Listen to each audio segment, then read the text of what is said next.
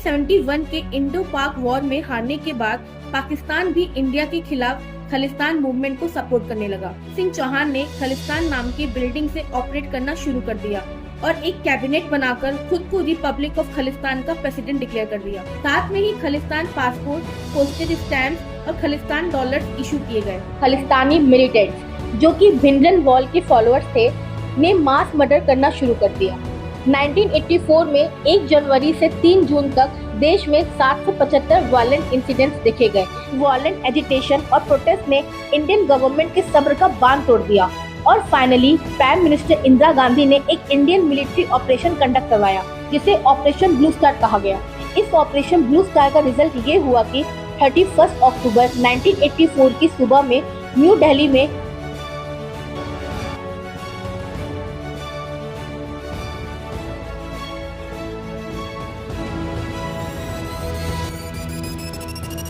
हम जब भी किसी भी टेररिस्ट अटैक के बारे में सुनते हैं या टेररिज्म के बारे में सोचते हैं तो हमारे दिमाग में सिर्फ एक ही पिक्चर आती है, मुस्लिम रिलीजन। ये सच है कि वर्ल्ड में मैक्सिमम ऑपरेट करने वाले टेररिस्ट ऑर्गेनाइजेशन जो कि पाकिस्तान, अफगानिस्तान, ईरान, सीरिया इन सब में ऑपरेट करते हैं मेनली मुस्लिम कम्युनिटी से बिलोंग करते हैं। बट आतंकवाद का कोई भी धर्म नहीं होता। आतंकवाद किसी भी धर्म में पनप सकता है, किसी भी धर्म में देखने को मिल सकता है। जब कोई भी अपने रिलीजन के प्रति इतना कंजर्वेटिव हो जाता है कि उसे सही गलत का मतलब ही समझ नहीं आता, तो वहाँ पर आतंकवाद जन्म लेता है। हिंसा को भड़काना, अपने मोटिव्स के लिए लोगों को मारना किसी भी धर्म में जस्टिफाई नहीं किया गया है।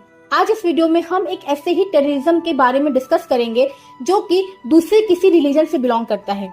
ये रिलीजन है सिखिज्म। इससे पहले पार्ट 1 में हमने डिस्कस किया था इंडिया कनाडा के हिस्टोरिकल रिलेशंस के बारे में। इस पार्ट में हम डिस्कस करेंगे खालिस्तान इशू और खालिस्तान मूवमेंट के बारे में। हम डिस्कस करेंगे कि खालिस्तान क्या है और इसकी डिमांड क्यों हो रही थी। खालिस्तान मूवमेंट जो कि एक लोकल मूवमेंट था, कैसे ये एक ग्लोबल मूवमेंट में कन्वर्ट हो गया, और ऑपरेशन ब्लू स्टार के बारे में। इस ऑपरेशन ब्लू स्टार का खालिस्तान मूवमेंट में क्या रोल रहा, क्या इस ऑपरेशन ने खालिस्तान मूवमेंट को सप्रेस कर दिया? तो आइए इन क्वेश्चंस के आंसर इस वीडियो में देखते हैं। Hi everyone, my name is Pooja Gupta. आप सबका स्वागत है मेरे चैनल माई सिविल सर्विसेज पे। अगर ये वीडियो आपको अच्छा लगे तो इस वीडियो को लाइक करिए, शेयर करिए और मेरे चैनल माई सिविल सर्विसेज को सब्सक्राइब करिए। तो चलिए शुरू करते हैं। अगर हम इंडियन हिस्ट्री की बात करें तो इंडियन सब कॉन्टिनेंट के पंजाब रीजन में सिख कम्युनिटी शुरू से ही रूल कर रही थी। इस रीजन में 1733 से 1799 तक सिख मिसल्स का रूल था और उसके बाद 1799 में महाराजा रणजीत सिंह ने पूरी सिख कम्युनिटी को यूनाइट किया और सिख एम्पायर एस्टेब्लिश किया। 1838 में महाराजा रणजीत सिंह जी की डेथ हो गई और खालसा जो कि सिख एम्पायर की आर्मी थे पावरफुल हो गए। बट 2 एंग्लो सिख वॉर 1845 और 1849 के बाद सिख एम्पायर पूरी तरह से डिसॉल्व हो गया और पंजाब नाम का एक ब्रिटिश प्रोविंस बन गया। अगर आप जानना चाहते हैं कि ब्रिटिशर्स ने पंजाब पर कैसे कब्जा किया तो ये वाला वीडियो देखें। 1930s में जब ब्रिटिश एम्पायर थोड़ा वीक होने लगा तो पंजाब रीजन में सिख होमलैंड की डिमांड शुरू हो गई। लाहौर रिजोल्यूशन 1940 के थ्रू मुस्लिम लीग पंजाब को पाकिस्तान में मिलाकर एक मुस्लिम स्टेट बनाना चाहती थी, पर सिख पार्टी शिरोमणि अकाली दल एक ऐसा स्टेट बनाना चाहती थी जो हिंदू मुस्लिम से अलग सिख कम्युनिटी को रिप्रेजेंट करे और जिसे खालिस्तान लैंड ऑफ खालसा कहा जाए। इस खालिस्तान की प्रपोज बाउंड्री थी पूरा Punjab region means Indian state of Punjab, Pakistan state of Punjab and north India के अदर पार्ट जैसे कि चंडीगढ़, हरियाणा और हिमाचल प्रदेश। शिमला और लाहौर को खालिस्तान की कैपिटल प्रपोज किया गया था और यहीं से खालिस्तान मूवमेंट की शुरुआत हुई। एक ऐसा स्ट्रगल जो कि पंजाब रीजन में सिख कम्युनिटी के लिए एक सेपरेट होमलैंड क्रिएट करना चाहता था। 1947 में इंडिपेंडेंस के बाद जब ब्रिटिश इंडिया का पार्टीशन हुआ, पंजाब प्रोविंस इंडिया और न्यूली क्रिएटेड पाकिस्तान के बीच डिवाइड कर दिया गया। अब इंडिया के पास ईस्ट पंजाब और पाकिस्तान के पास वेस्ट पंजाब का रीजन था। इस पार्टीशन के बाद पाकिस्तान में वेस्ट पंजाब से बहुत बड़ी संख्या में सिख कम्युनिटी और हिंदू कम्युनिटी माइग्रेट करके इंडिया में ईस्ट पंजाब में आ गए। अब क्योंकि पाकिस्तान में मुस्लिम का डोमिनेंस था और इंडिया में हिंदू का डोमिनेंस था, तो सिख कम्युनिटी को लगने लगा कि पंजाब रीजन एक सेपरेट नेशन बनना चाहिए जिसमें सिर्फ सिख कम्युनिटी का डोमिनेंस हो। इसके लिए अकाली दल ने सॉवरेन स्टेट खालिस्तान की डिमांड की। अब क्योंकि 1947 में रिलीजन बेस्ड पार्टीशन की वजह से बहुत ज्यादा कम्युनल राइट्स और ब्लडशेड हुआ था, इसलिए इंडियन गवर्नमेंट ने इस डिमांड को रिजेक्ट कर दिया, ये कहकर कि अब रिलीजियस ग्राउंड पर नया स्टेट क्रिएट नहीं होगा। 1966 में इंदिरा गांधी गवर्नमेंट ने पंजाब रीजन को लिंग्विस्टिक बेसिस पर पंजाब स्टेट, हरियाणा स्टेट और चंडीगढ़ यूनियन टेरिटरी में डिवाइड कर दिया। चंडीगढ़ को पंजाब और हरियाणा दोनों की कैपिटल बना दिया गया, जिसकी वजह से पंजाब में सिख कम्युनिटी के अंदर बहुत आक्रोश पैदा हो गया। ये आक्रोश तब और ज्यादा बढ़ गया जब पंजाब से बहने वाली रिवर सतलुज, ब्यास और रावी के ऊपर कैनाल बनाकर वाटर को हरियाणा और राजस्थान स्टेट तक भेजा गया, जिसकी वजह से पंजाब को इन रिवर्स का सिर्फ 23% वाटर ही मिल रहा था, जबकि 77% वाटर हरियाणा और राजस्थान स्टेट को जा रहा था। इन सब की वजह से सिख कम्युनिटी में कांग्रेस के अगेंस्ट में आक्रोश बहुत ज्यादा बढ़ गया। अब 1972 अकाली दल पंजाब इलेक्शन में हार गया। फिर से पब्लिक ट्रस्ट गेन करने के लिए अकाली दल ने 1973 में आनंदपुर रिजोल्यूशन पास किया, जिसमें रिलीजियस और पॉलिटिकल इश्यूज से रिलेटेड पॉइंट्स इंक्लूड किए गए, जैसे कि सिख रिलीजन को हिंदू रिलीजन से सेपरेट करना, चंडीगढ़ और दूसरे एरियाज को वापस पंजाब रीजन में ट्रांसफर करना और कैनाल वाटर का एक लार्ज शेयर पंजाब को ट्रांसफर करना वगैरह। पर लगभग 10 सालों तक इस रिजोल्यूशन को कोई अटेंशन नहीं मिला। 1982 में अकाली दल और जर्नैल सिंह भिंडरनवाल ने मिलकर आनंदपुर रिजोल्यूशन को इम्प्लीमेंट करने के लिए धर्म युद्ध मोर्चा लॉन्च किया। इस मूवमेंट को बहुत सारे लोगों ने ज्वाइन किया। ये सब तो चल रहा था इंडिया में। अगर हम इंडिया से बाहर की बात करें, खालिस्तान नाम का एक सॉवरेन और इंडिपेंडेंट स्टेट बनाने का आइडिया नॉर्थ अमेरिका और वेस्ट यूरोप में रहने वाली सिख कम्युनिटी में भी पॉपुलराइज होने लगा और वहाँ भी कुछ सिख लीडर्स ने मिल करके खालिस्तान मूवमेंट स्टार्ट कर दिया। 12 अप्रैल 1980 में जगजीत सिंह चौहान ने आनंदपुर साहिब में काउंसिल ऑफ खालिस्तान, जो कि एक मिलिटेंट ग्रुप था, एस्टेब्लिश किया। ये जगजीत सिंह चौहान एक इंडियन पॉलिटिशियन थे जिन्होंने 1969 में यूके जाकर के खालिस्तान स्टेट के क्रिएशन के लिए एक कैंपेन स्टार्ट किया। 1971 के इंडो पाक वॉर में हारने के बाद पाकिस्तान भी इंडिया के खिलाफ खालिस्तान मूवमेंट को सपोर्ट करने लगा और फिर जगजीत सिंह चौहान ने मई 1980 में लंदन जाकर के खालिस्तान स्टेट का फॉर्मेशन अनाउंस कर दिया। सेम अनाउंसमेंट अमृतसर में भी किया गया। खालिस्तान नाम से करेंसी और स्टैम्प रिलीज किए गए। जगजीत सिंह चौहान ने खालिस्तान नाम की बिल्डिंग से ऑपरेट करना शुरू कर दिया और एक कैबिनेट बनाकर खुद को रिपब्लिक ऑफ खालिस्तान का प्रेसिडेंट डिक्लेयर कर दिया। साथ में ही खालिस्तान पासपोर्ट, पोस्टेज स्टैम्प्स और खालिस्तान डॉलर्स इशू किए गए। इसके साथ ही ब्रिटेन और दूसरी यूरोपियन कंट्रीज में खालिस्तान एम्बेसी भी ओपन की गई। इसके बाद ग्लोबल लेवल पर डिफरेंट सिख सेपरेटिस्ट ग्रुप्स जो कि कनाडा, यूएस, जर्मनी में ऑपरेट कर रहे थे, सबने एक साथ मिलकर इंडिया में सिख लीडर जर्नैल सिंह भिंडरनवाल के साथ कांटेक्ट किया, जो कि इंडिया में अकाली दल के साथ मिलकर सिख होमलैंड बनाने के लिए कैंपेन चला रहे थे।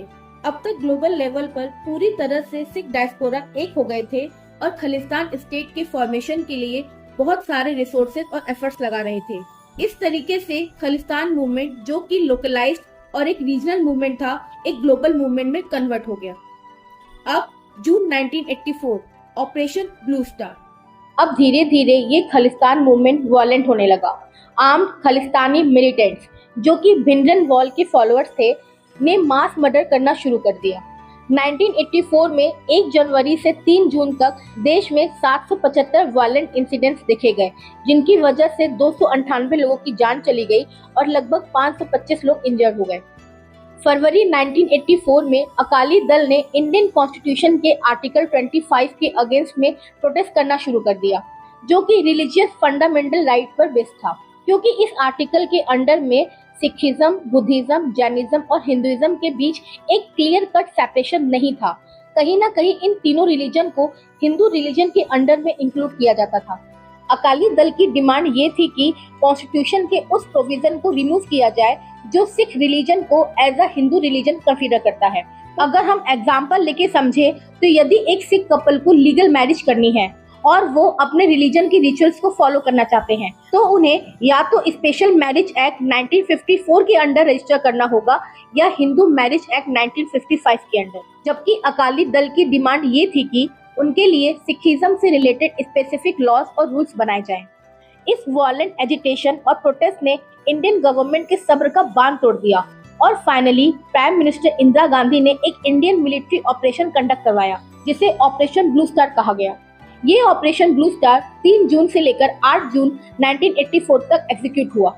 इस ऑपरेशन का मेन मोटिव था Khalistani militant religious leader Jarnail Singh Bhindranwale और उनके आर्म्ड फॉलोअर्स को अमृतसर पंजाब में लोकेटेड हरमंदिर साहिब कॉम्प्लेक्स, जिसे गोल्डन टेम्पल भी कहा जाता है, से हटाना, जो कि वहां पर छुप कर बैठे थे और वहां से वायलेंस, राइट्स और मिलिटेंट एक्टिविटीज को अंजाम दे रहे थे। इंदिरा गांधी ने भिंडरनवाल और उनके सपोर्टर से नेगोशिएट करने की बहुत कोशिश की बट अनसक्सेसफुल रही और फाइनली उन्होंने इंडियन आर्मी को ऑर्डर दिया to launch Operation Blue star.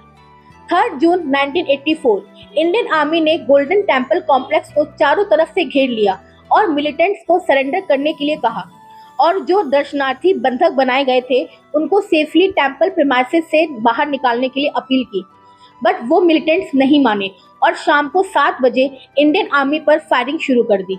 उनके पास लेटेस्ट टेक्नोलॉजी की मशीन गन और हथियार थे जो कि दूसरी कंट्रीज जैसे कि चाइना से इंपोर्ट किए गए थे।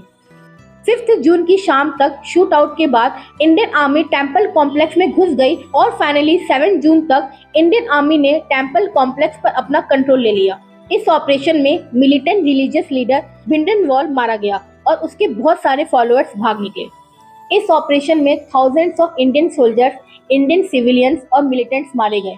इस ऑपरेशन ब्लू स्टार का रिजल्ट ये हुआ कि 31 अक्टूबर 1984 की सुबह में न्यू दिल्ली में 2 personal security guards Satwant Singh और बिन सिंह, जो कि सिख थे, के द्वारा इंदिरा गांधी जी की हत्या कर दी गई।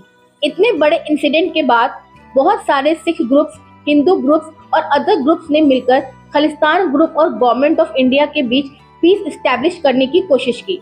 अकाली दल के नए प्रेसिडेंट हरचंद सिंह लोंगोवाल ने सिख एक्सट्रीमिज्म और वायलेंस की निंदा की और हिंदू सिख यूनिटी को प्रमोट करने और पीस एस्टैब्लिश करने के लिए ये डिक्लेयर किया कि अकाली दल खालिस्तान के फेवर में नहीं है।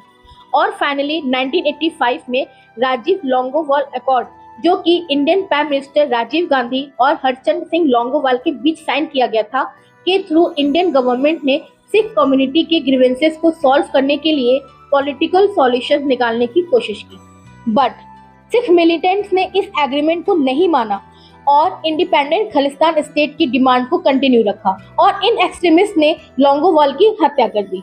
सोर्सेस के अकॉर्डिंग इन मिलिटेंट्स को फॉरेन हेल्प मिल रही थी क्योंकि इनके पास जो ब्लैक मनी और इलीगल हथियार थे वो इनको इंडिया पाकिस्तान के बॉर्डर से सप्लाई हो रहे थे। इन मिलिटेंट्स को पाकिस्तान का फुल मोरल सपोर्ट था। इसके बाद 1985 में same day air India flight के साथ 2 इंसिडेंट। पहला, कनाडा के मॉन्ट्रियल से आ रही एयर इंडिया फ्लाइट 182 में बम विस्फोट और दूसरा, जापान के टोक्यो में नरिता एयरपोर्ट पर एयर इंडिया फ्लाइट 301 में लगेज बॉम्ब एक्सप्लोजन। इन दोनों इंसिडेंट की वजह से टोटल 331 सिविलियंस मारे गए, जिससे 5 countries Canada, UK, India, Japan और आयरलैंड अफेक्ट हुई। इस बॉम्बिंग के पीछे बब्बर खालसा, जो कि एक सिख सेपरेटिस्ट ग्रुप था जो कि इंडिया के बाहर से ऑपरेट कर रहा था, इन्वॉल्व था। उसके बाद 1986 में फिर से सिख सेपरेटिस्ट ग्रुप ने अकाल तख्त पर independent state of Khalistan declare कर दिया। अब सिख मिलिटेंट्स और गवर्नमेंट के बीच कई सालों तक ये क्लैशेस चलता रहा और बाद में इंडियन गवर्नमेंट के एफर्ट से फाइनली इन सिख मिलिटेंट्स को सप्रेस किया गया और पंजाब में इलेक्शन हुए और पंजाब में स्टेट गवर्नमेंट फॉर्म की गई। इस तरीके से इंडिया में खालिस्तान मूवमेंट को दबा दिया गया, बट इंडिया के बाहर ये खालिस्तान मूवमेंट प्रॉब्लम सॉल्व नहीं हुई थी। 2010 के बाद कुछ प्रो खालिस्तान मिलिटेंट ग्रुप्स जैसे कि बब्बर खालसा, दाल खालसा, सरबत खालसा इंडिया के बाहर एक्टिव हो गए और आज भी सेपरेट खालिस्तान स्टेट के फॉर्मेशन के लिए प्रोपोगेंडा बना रहे हैं। तो ये थी पूरी कहानी खालिस्तान मूवमेंट, खालिस्तान मिलिटेंट्स और खालिस्तान स्टेट की डिमांड की। अब अचानक 2023 में ऐसा क्या हुआ कि इंडिया कनाडा के रिलेशन एकदम से खराब हो गए? इसको डिस्कस करेंगे हम अपने नेक्स्ट पार्ट में, इंडिया, कनाडा एंड खालिस्तान। तो आपको ये वीडियो कैसा लगा कमेंट करके जरूर बताइए। तो मिलते हैं नेक्स्ट वीडियो में नेक्स्ट पार्ट के साथ। तब तक के लिए खुश रहिए, स्वस्थ रहिए। Thank you.